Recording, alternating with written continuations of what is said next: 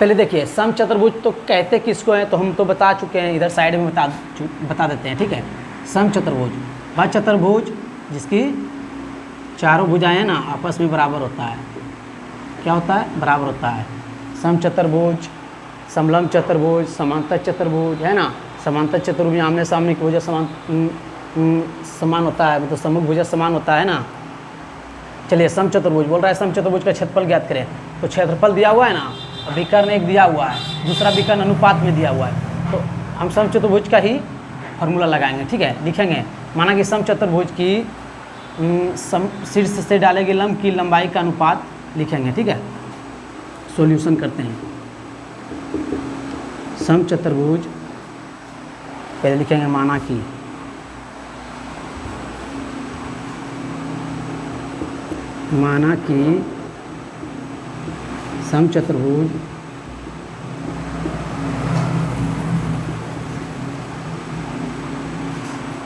समचतुर्भुज की लंबों की लंबाई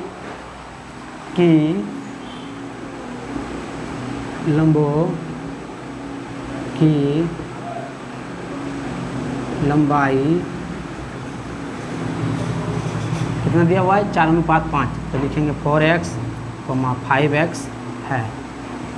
तो लिखेंगे समचतुर्भुज का क्षेत्रफल बराबर समचतुर्भुज का क्षेत्रफल बराबर समचतुर्भुज का क्षेत्रफल बराबर 1/2 गुने विकर्णों का गुणनफल होता है, मतलब D1 गुना D2, ठीक है। 1/2 पहला विकर्ण क्या दिया हुआ है? पहला विकर्ण 36 सेंटीमीटर। दूसरा विकर्ण अनुपात में दिया हुआ है, इसलिए हम लिखेंगे ऊंचाई, लंबों की ऊंचाई दिया हुआ है, ठीक है। लिखेंगे क्या लिखेंगे? 4x, ठीक है। और दूसरा विकर्ण क्या दिया हुआ है? शायद 5x है ना, प्लस 5x। अब इसको हम सॉल्व करेंगे, ठीक है। 1/2 18 दूनी 36 है ना, 18x, 18 गुना 5 4 9 9x, 5 4 9x है ना। और क्षेत्रफल भी बैठाएंगे, अब हम क्षेत्रफल भी बैठाएंगे, यहाँ भी बैठा देते हैं, कोई दिक्कत नहीं है। समचतुर्भुज का क्षेत्रफल कितना दिया हुआ है? देखिए समचतुर्भुज का क्षेत्रफल दिया हुआ है 486, यहाँ लिखेंगे 486, दोनों को गुना करेंगे, जो x में है उधर दोनों को गुना करेंगे, है ना। गुना करने के बाद जो आएगा मेरा आंसर आ जाएगा।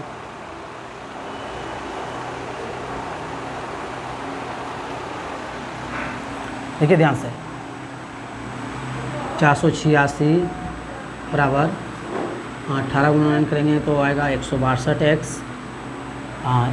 x के साथ 162 मल्टीपल में है, इधर जाएगा तो डिवाइड में, x बराबर 486 बटा 162।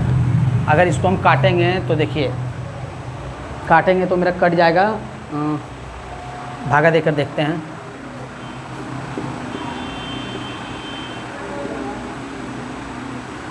पहले लगाते हैं 3 बार में, 3 दूनी 6, 6 दूनी 12 36 18 18 बाकी 1 3 1 4 486 3 बार में कट जा रहा है ना, मतलब 3 x बराबर आ गया 3। अब देखिए x बराबर 3 आ गया तो हम लंबों की लंबाई ज्ञात कर सकते हैं। देखिए इधर हम ज्ञात करते हैं, ठीक है। इधर हम ज्ञात कर लेते हैं लंबों की लंबाई। लंबों की लंबाई क्या दिया हुआ था? 4x, तो 4x का वैल्यू रखते हैं, यहाँ रखते हैं 4x। 4x बराबर 4 गुना x बराबर कितना आया? 3। तो 4x बराबर क्या आ जाएगा? और 4x क्या इक्वल टू 4 12। अगर मीटर में है तो मीटर में, सेंटीमीटर में तो सेंटीमीटर में लिखेंगे। फिर देखिए 4x का वैल्यू निकल गया, अब निकालेंगे 5x। 5x बराबर 5 गुना x का वैल्यू कितना दिया हुआ है? 3। 5 तिया 15 centimetre. It is the right answer. इतना करने के बाद मेरा क्वेश्चन का आंसर सही हो जाएगा 100%।